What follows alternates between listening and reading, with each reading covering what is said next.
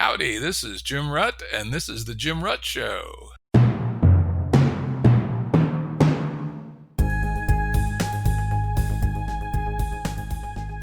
This is a Currents episode. Currents are shorter and less heavily produced than our full-length episodes and generally focus on a single topic. As always, links to books, articles, and organizations mentioned are available on the episode page at jimruttshow.com. That's jimruttshow.com. Today's guest is Barbara Oakley, Professor of Industrial and Systems Engineering at Oakland University in Michigan. Welcome. Well, thank you so much, Jim. It's a pleasure to be here. This would be a real interesting currents conversation. Barbara's got a really unusual background for a professor of engineering. After leaving high school, she didn't go to college. She enlisted in the U.S. Army. And the Army sent her to study at the University of Washington, where she completed a BA in Slavic languages and literature. She also received extensive training at the Defense Language Institute. Is that the thing that's in Monterey? Yep, it was beautiful. Yep, I know people have gone there, and they said that is one intense program. Yeah, it sure is. But I learned a lot. Yeah, and we're going to talk about that and how that applies to math, interestingly enough. And then she went on to serve as a signal officer in Germany and eventually achieved the rank of captain. After she left the Army, she decided to challenge herself. She's basically a liberal artsy type person, and she wanted to discover if she could retool her mind to study mathematical subjects. And she did. And, she's written a book about it, A Mind for Numbers, How to Excel at Math and Science, even if you flunked algebra. And today's episode will be based on an essay she wrote in Nautilus called How I Rewired My Brain to Become Fluent in Math. So, a key concept in the essay is fluency, which you repurposed from your experience learning the Russian language. Maybe you could tell us a little bit about that. Maybe tell us a few war stories about all that. Oh, I have so many war stories. But what has fascinated me over the years is, so I was terrible at math and science. I mean, I flunked my way through elementary, middle, and high school math and science. And I remember I got called into the dean of students when I was in 8th grade because I refused to pay attention even in class. And I would just have a stack of books and I'd read a book, and the teacher would come up, grab a book, and I'd just pull another one off my stack. I mean, I was really ostentatiously not going to pay attention. And when I was called in, I remember kind of belligerently, I was such a not too bright young woman, but I said, I will never use mathematics. It is a complete waste of time. I don't want anything to do with it ever.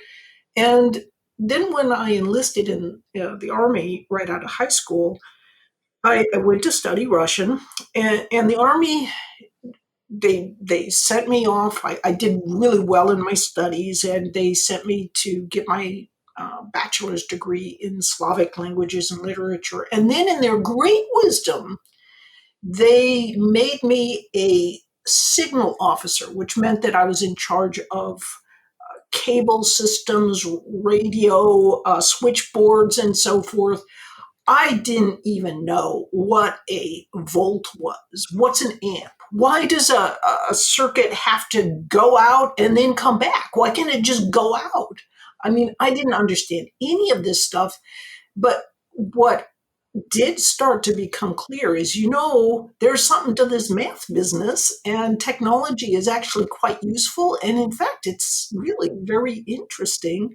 And so and I also found that, guess what? There was just not a big call for people whose sole professional expertise is Slavic languages and literature.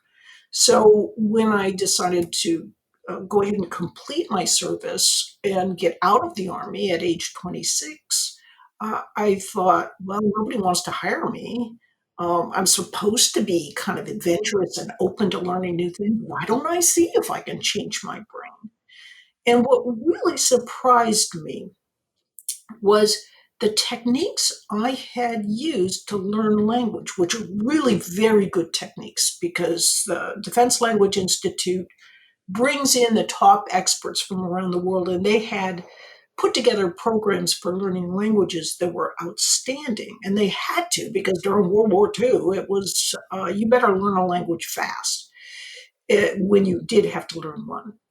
But a lot of what they emphasized, as I discovered, as I now realized, is that they were emphasizing procedural fluency. So you didn't just use, there's two ways that you learn things. You learn through the hippocampus, that declarative system. That's the step by step by step. I learned this, that means this, and then I do this, or I connect the word pato, which means duck in Spanish, with a paddling duck in a little pot. So those kinds of things are um, they're very straightforward to learn. But procedural fluency is how you learn patterns and how you gain automaticity. And you only do that through lots of practice and varied interleaved practice. So when I started to study math and science as an adult, I thought, well, the best way I've found to learn things is to use this kind of procedural fluency, really get these ideas and interleave them. And it turned out that approach worked great. And that's not the approach, surprisingly, that is used in teaching math and science in many of today's K-12 educators' approaches to teaching in math and science. So sometimes I'm a little um, taken aback in that it almost seems like this system we have in this country for teaching math and science is crippling students' abilities to learn in those subject areas. Yeah, you call that out quite specifically. My own history was a little different. I always loved math and science, and even though I came from my father dropped out of high school after ninth grade, and my mother left home when she was 14, and so I didn't really have an academic kind of background. Grew up in a neighborhood where half the adults were high school dropouts, but I nonetheless always loved math and science. In fact, I still recall it. And I'm proud of the fact that I got 100% on every test and quiz in Algebra 1 for the whole year. Wow. So, Wow. yeah. So I was a math nerd, right? Just loved it for whatever reason. However, I think part of that is that I was lucky in my timing. When I came up, there was a lot of rote memory and, learning procedures, how to do long division, right? Even how to calculate a square root, and, how to solve a quadratic equation. They just pound the hell out of it into you. However, there was an attempt when I was about in sixth grade to introduce something called the new math, which was set theoretic. And all the parents rebelled because they said, I can't help my kids with the homework. What is this shit, right? And so we got a little bit of that in our curriculum, but not a lot. So in some sense, I feel like I got the optimal amount, which was some, as you call it, understanding-centered teaching methods, but also a tremendous amount of procedural and rote learning, which I believe was what gave me a quite solid math and generally quantitative background. Maybe you could dig in a little bit into this so-called understanding-centered teaching method that seems to have come back after my day and become more central in how math is taught today. Well, I think that the challenge is that educators often believe that the only way you really learn something is if you learn it declaratively. That means you can explain it. So it's step by step by step. You can explain what's going on. But when you learn something procedurally, you know it really, really well, but you can't necessarily explain it. That's why it's so difficult to, if you know how to solve Rubik's cubes, you can't really explain it very well. Or if I asked you to explain how you tie your shoelace, I mean, you could do it in a second, but explaining how you do it, that is really hard because it's procedural. So I think that you're right. See, it's not all bad to think in terms of understanding. That's actually great. But I remember I once had a student come up to me and he waved this test he'd flunked, and I'd had red ink that I'd put everywhere because it was just terrible. And he waved it at me and he said, "I just don't understand how I could have flunked this test because I understood what you said when you said it in class." I just, you, it's become so all encompassing that all you need is this sort of magic feeling of understanding that's enough, that you really learn something. But you really only learn something when you put those sets of links or make those connections between neurons in long-term memory in the neocortex.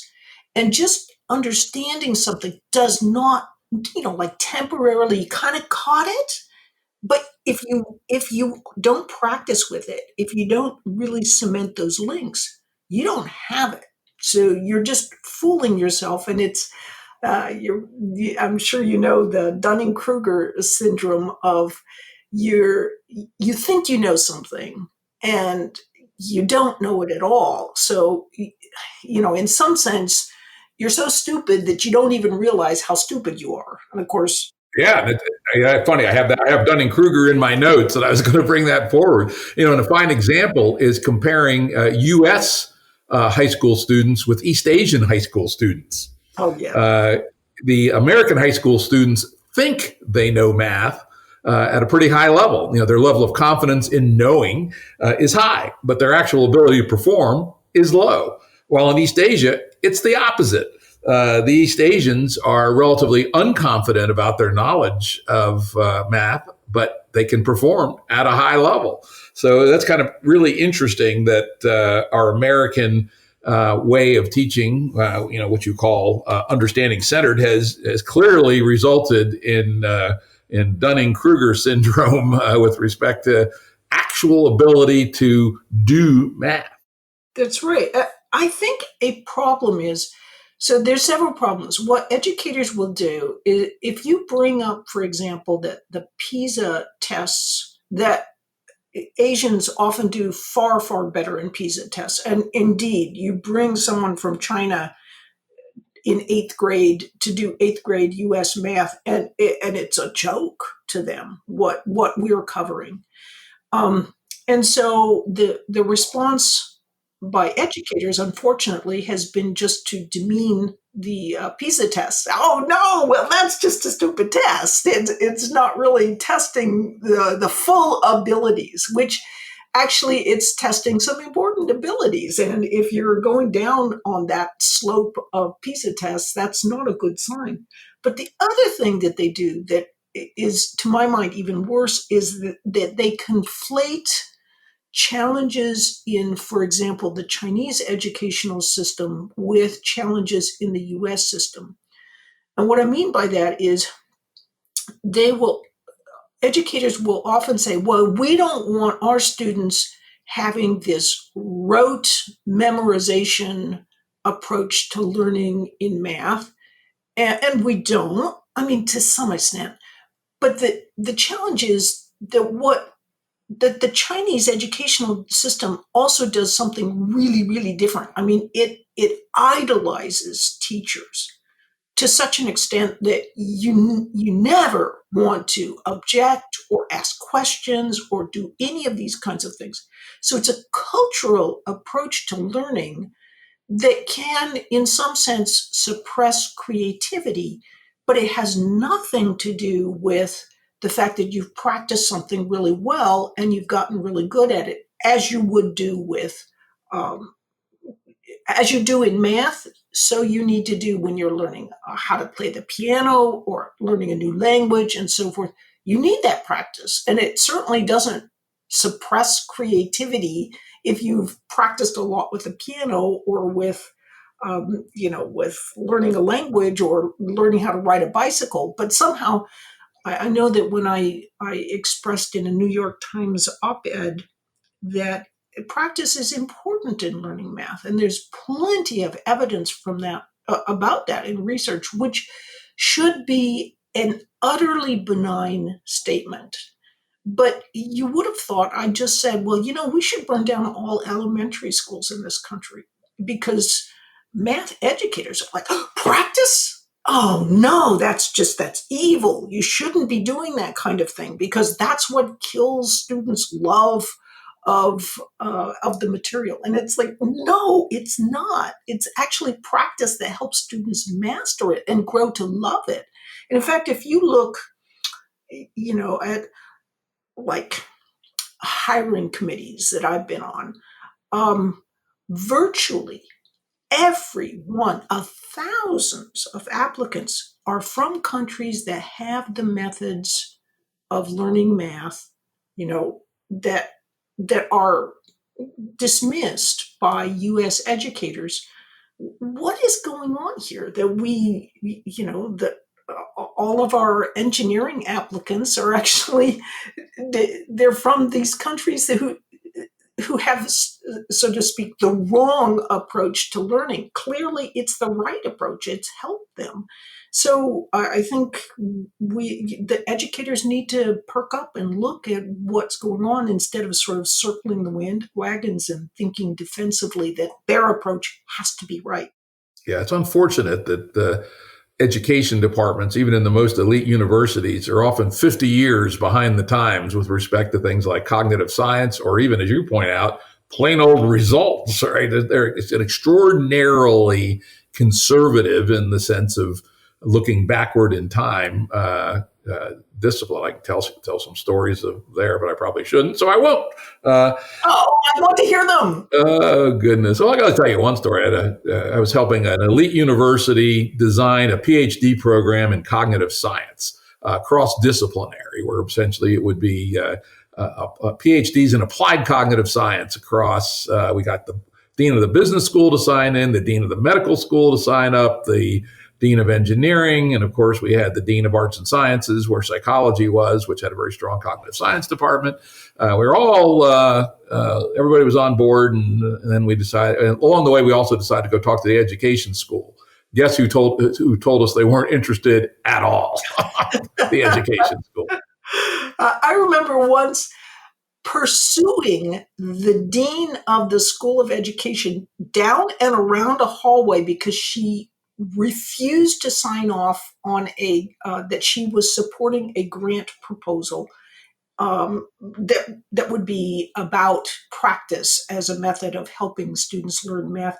And so her way of refusing to do it was not to just outright refuse, but to always just not be there. And so she couldn't sign off on things. And I remember seeing her and she saw me and she took off down the hallway. And I was just like, this is just so weird.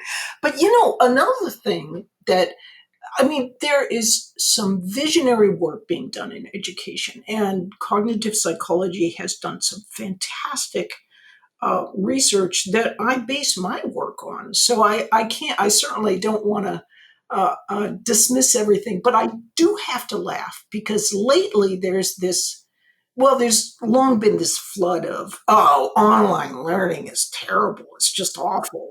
And now there's this huge flood of online learning is a terrible thing. Our students are losing this year because it's online, and online is clearly worse than in class. And yet I look at some of the biggest proponents, so-called experts, who are saying this and shouting it from the rooftops. And if you look at their online courses, they're absolutely awful. I mean, they're just awful. And so you can see that one reason they don't like online learning is because they can't trap students in classrooms and make them pay attention because they're trapped there. And yet that's what good teaching is. And so like you watch some of their teaching and they have like no illustrations. They'll just get up and talk and use their voice. And of course people don't like that kind of thing. So it does make me laugh because I think that, as terrible as it is, COVID is getting some educators to realize that, wait a minute, there is at least a little bit of something good going on with online learning, that we really can teach in this way. My favorite athlete of all time is Julius Yago, and he wanted to throw the javelin. He was from Kenya, and of course there's no javelin throwing coaches, so he just watched YouTube and taught himself how to throw the javelin. And he 99.9%, just by watching YouTube and going out and training on his own, he won the world championship in javelin. And I'm just like, people can learn so much online. And I think that some of the visionaries are becoming more and more aware of that. Yeah, certainly this is an opportunity for our society, this COVID mess, in a lot of ways. I've had episodes on my shows about that. And I think one of the things is it'll at least start to sort out the crap from the good in online learning. Mm-hmm. In math, I know when I run into somebody that seems to need to learn some math and has a hole in their math background, I'll often point them to the Khan Academy stuff. What do you think about that? Oh, I adore Khan Academy. And in fact, our daughter is in her master's program in statistics now, our younger daughter, and she swears that she only got through her first years of college math because of the support of Khan Academy. And again, it does make me laugh, because you'll look at some of the reform educators and they'll be like, he actually explains this stuff. Shame on him. Students should figure it out on their own. And it's like, well, that maybe works when you're 8 years old, but when you're nearly 20 and you're studying advanced calculus, it's just not so helpful to try and figure everything out on your own. Not everybody's a Newton. So it's just kind of a sticky wicket there sometimes.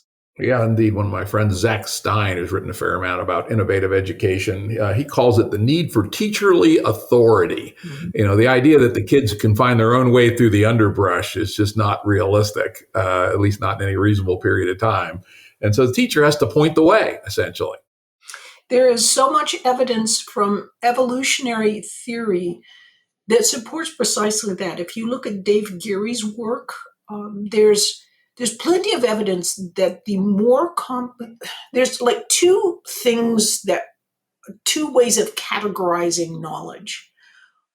And I call it the easy stuff and the hard stuff, but the more formal term is biologically primary and biologically secondary material.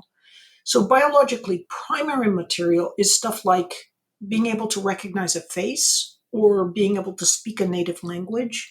And those are really, really difficult tasks, but we do it easily. We don't even need to be trained. I mean, boy, would universities love it if you had to take an advanced course in recognizing faces or something. And for artificial intelligence to do it, it's taken decades and decades.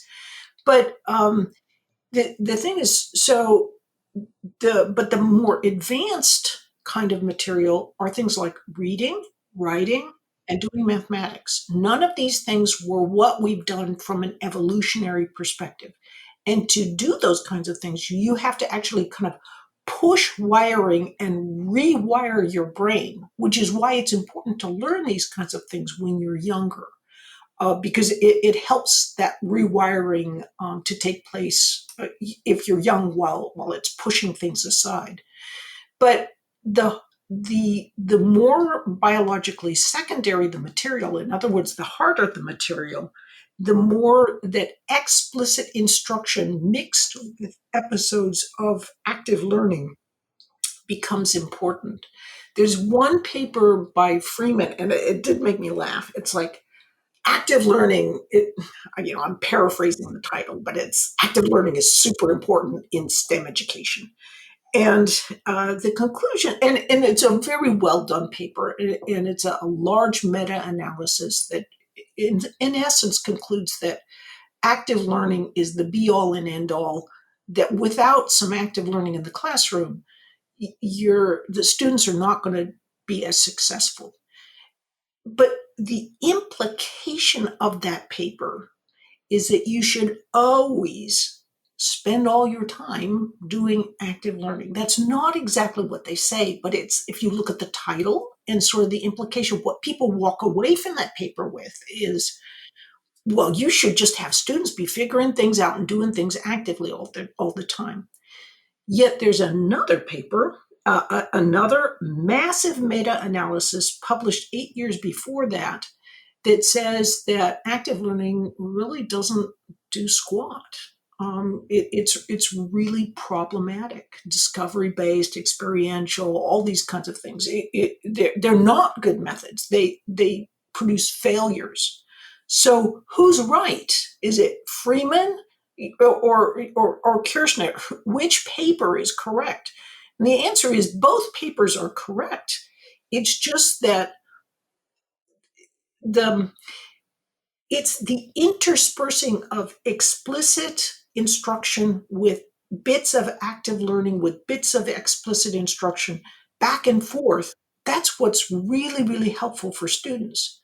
So this mixture is called direct instruction, and it's often denigrated by educators because they don't understand that it's a mix of active learning with explicit instruction. They think it's just talk and chalk through an entire, but it's not. And it's been very well researched as one of the best ways for students to learn.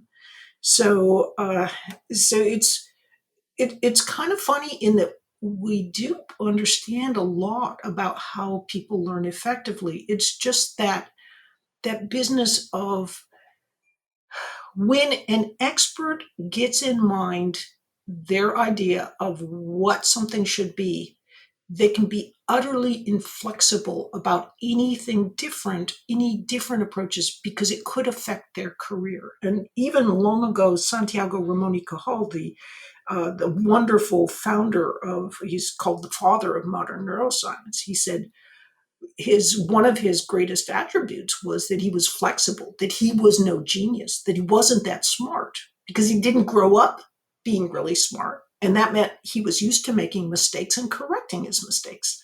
And he said the geniuses he worked with, they weren't used to correcting their mistakes. And what they would do instead was they would just kind of find ways to justify why they must have been right after all. And I think we see that going on with, well, not only educational gurus, but gurus in pretty much any kind of enterprise.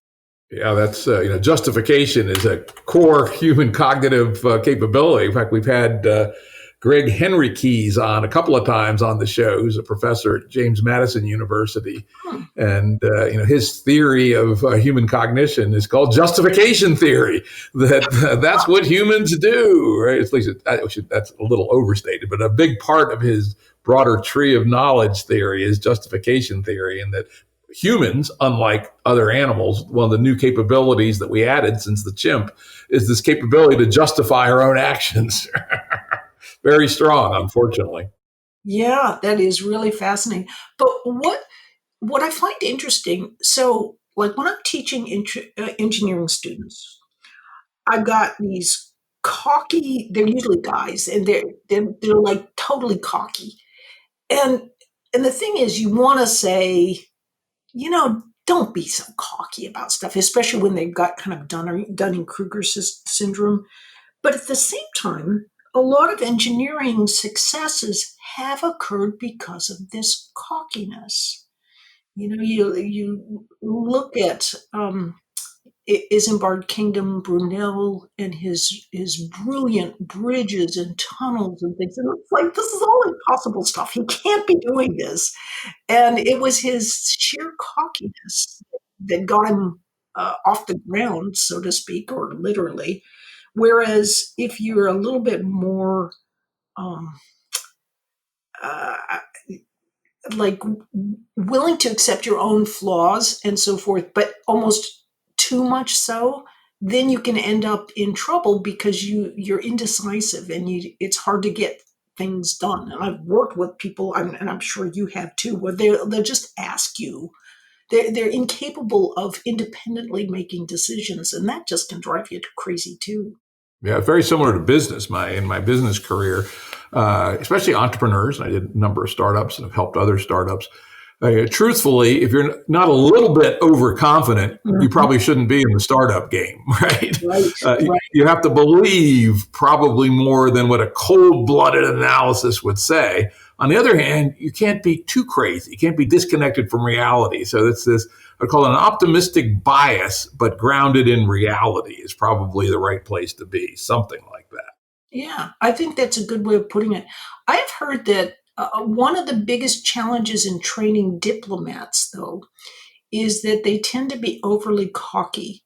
They're really convinced that their cultural approach is the right way to approach things, and that if they go to another country that does things differently, well, they're wrong. And one of the most difficult challenges in training high level diplomats is to get them to realize that, there are other ways of thinking about things, and your way is not necessarily the right way.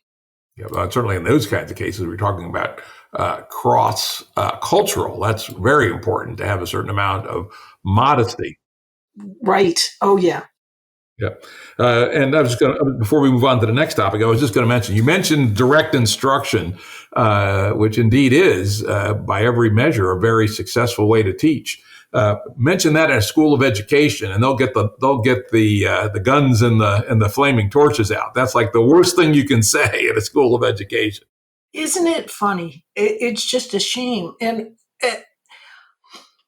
and part of it, I think, is that, and when you really look at direct instruction, it's it's that mixture of of explanation plus active learning.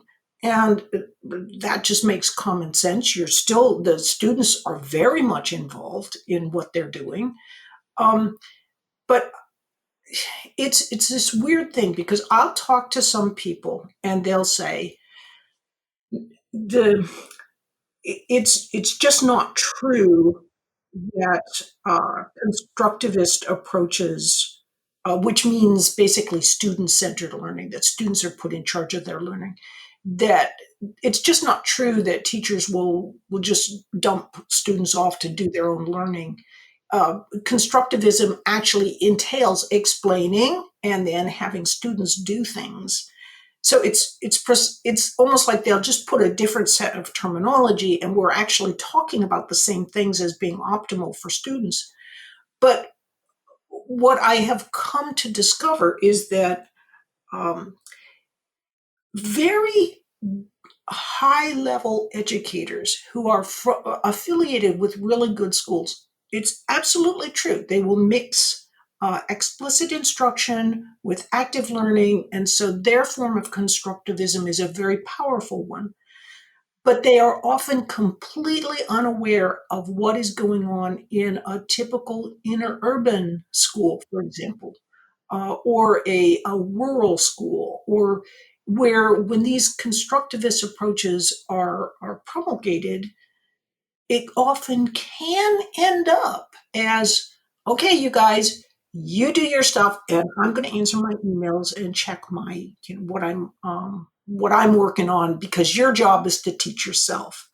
And so it's almost like what there's this disconnect of what high level educators actually know about what's really occurring in the classroom in many of these sort of extended uh, rural or urban schools that are not high level and not wealthy and so forth.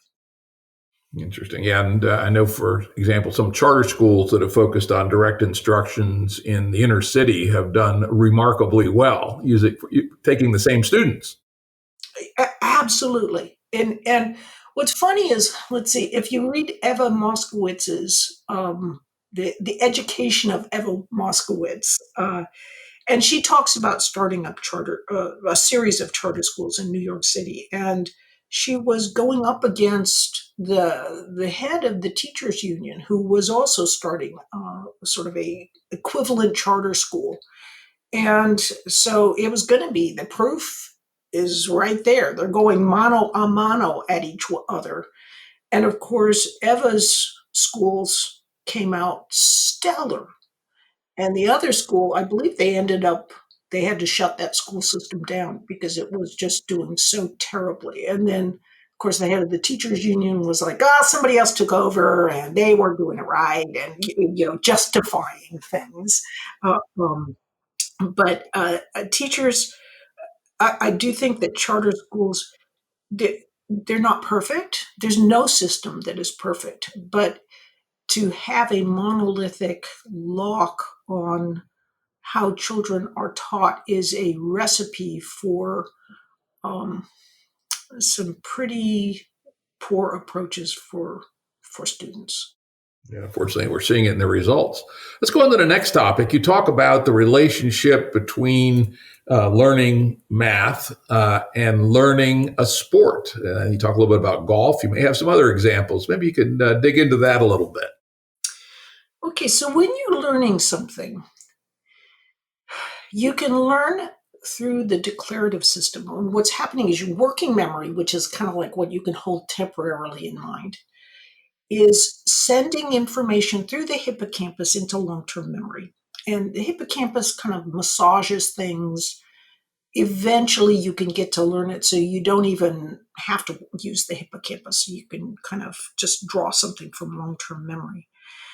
This is a very flexible system of learning, and it also allows you to, you can learn it quickly because, for example, if you are learning like a verb conjugation pattern in Spanish, then you don't have to just like listen to all these hundreds and hundreds of sentences and see if you can figure out what the conjugation pattern is.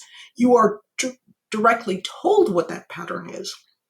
So it's easy to learn, but it's really slow to use.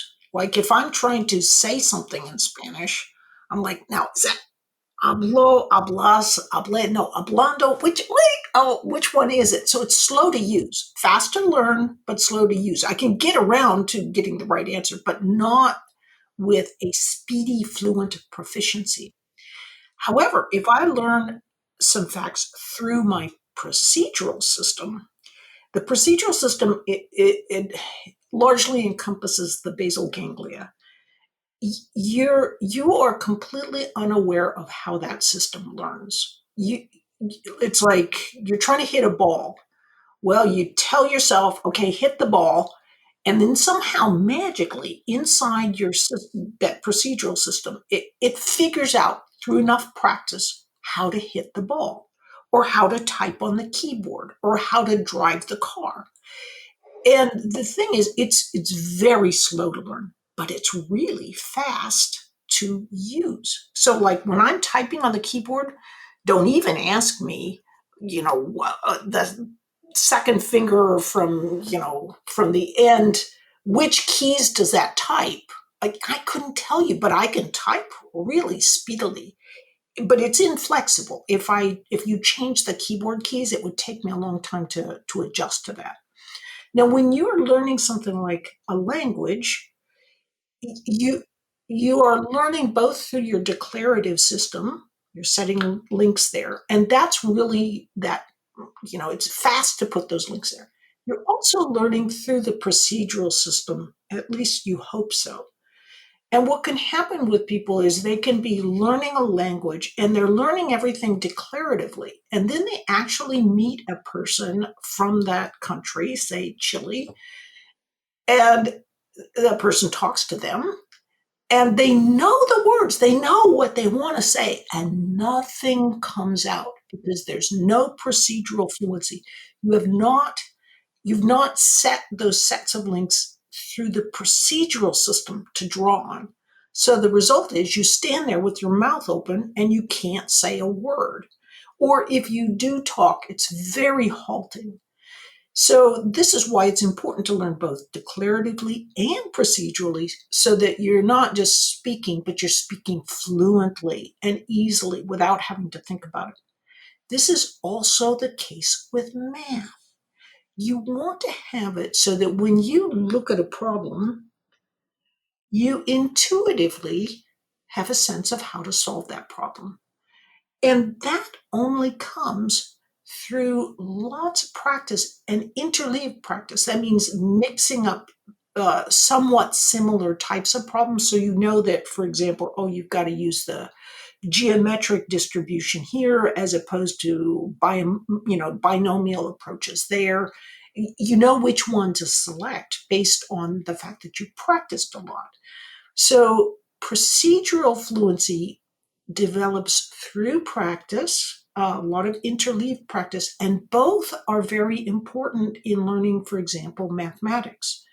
So if you have been educated in a way that only emphasizes declarative learning, you can figure things out, but it's a lot slower. It's not very intuitive. And it kind of cripples your ability to easily, so to speak in that language because you're just not fluent in it. You haven't practiced enough to develop that fluency. Yeah, it's beautiful. I'll give you an example of something I discovered in my own life that fits your model perfectly. There was a period when I was doing tutoring for pre-meds in chemistry. And this was sometime after I was in college, a little side hustle, as they say. And these, of course, being pre-meds, they're type A, good, nerdy little students, etc. But these were ones that were struggling in freshman chemistry. And I found again and again and again, and I basically was probing on their very basic math skills.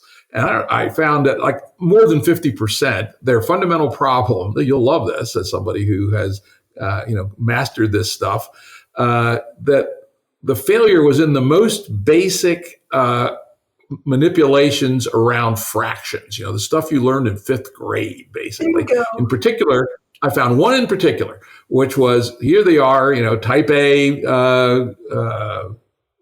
pre-meds at a pretty elite college who could not fluently, and I love your word fluently, manipulate, or let's say more specifically, add fractions with different denominators, right?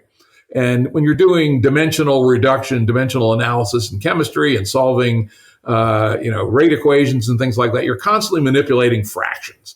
And that one little, literally fifth grade or sixth, I think that's fifth grade, adding fractions with different denominators skill. They understood the theory, right? Could you explain how to do it? Yeah, sort of, maybe, right?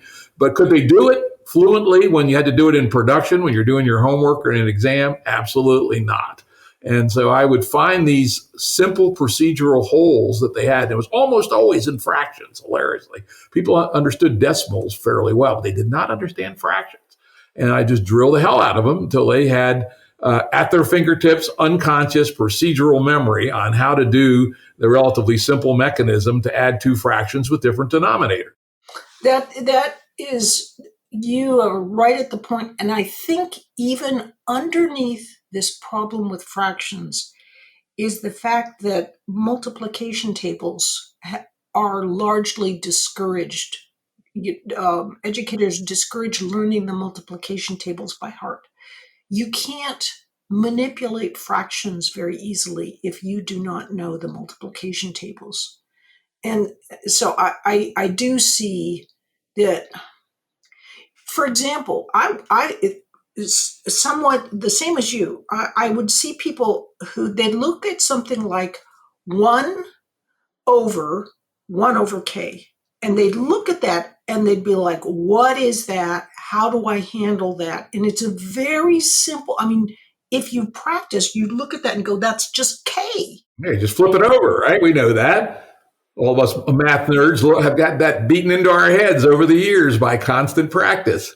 Right. But they didn't have that constant practice because practice is kind of bad. And so the simplest things will goof students up. And part of it, I think, there's this self-serving tendency by big tech, to promote this idea that you can always just look it up. And it's really, sometimes, I'm like, are you looking at who is saying this? It's a math calculation website. Of course they want you to look it up. They don't want you to be able to handle these things mentally. And, of course you need to have calculators to do the advanced sorts of calculations. But by golly, you've got to have those basics. And if you don't, the simplest things are going to trip you up. And I think that's what we see time and time again now, as you noticed, even in your tutoring career. Yeah. The other thing I noticed in business was that folks who did not have, let's say, multiplication tables or and exponentials at their fingertips, their ability to roughly estimate an answer intuitively was completely lacking. Oh, yeah. They couldn't even get it within an order of magnitude because they just didn't have the upholstery. I sometimes use the analogy that learning only the concepts and not actually the details or the facts is kind of like having an architect designed house with no furniture. That is really a good analogy. And it was really scary that a person who has decent intuitive math skills can estimate. And in fact, one of my best friends, who's the smartest person in my class at MIT, probably, he'd always say, "God damn it, there's never going to be a manned space mission that's successful because they're all using calculators now, not slide rules." and he predicted the shuttle disasters in advance based on that. He said the shuttle was the first device that was created using calculators and computers, not slide rules. And if you use a slide rule, you have to have intuitive feeling for orders of magnitude, and you will never make orders of magnitude type errors. Yep, that's so true. The thing that gets me is that constructivist approaches emphasize that you have to have you have to build your knowledge internally. And that's so true. And it's so important. And then it all gets thrown out. The baby gets thrown out with the bathwater when it comes to, but you don't need to internalize anything to do with mathematics because you can always just look it up. And it's like, no, then you don't get a feel for the patterns. You can't make these kinds of very, very important estimations. Yeah, I love your word fluency. I'd never put fluency together with this kind of intuition, but I think that it does a remarkable job of getting the sense of what needs to be done here with math education. In the same way that the big difference. I took my 3 years of high school Spanish, and I can say dos cervezas, when I go to Mexico, and that's about it. On the other hand, people always say, if you really want to learn a language, have a romantic relationship with somebody from that country who doesn't speak English, right? You'll figure it out, and you'll become fluent. And that's a very, very different thing than just understanding the theory. Well, I really want to thank you for this this episode. This has been really wonderful. And we talked about pregame. I'm going to have you back to talk about your book that's coming out this summer, Uncommon Sense Teaching, Practical Insights in Brain Science to help students learn. Thanks for this great episode, and I look forward to having you back. Well, thank you, Jim. I look forward to being back. Production services and audio editing by Jared Janes Consulting. Music by Tom Muller at modernspacemusic.com.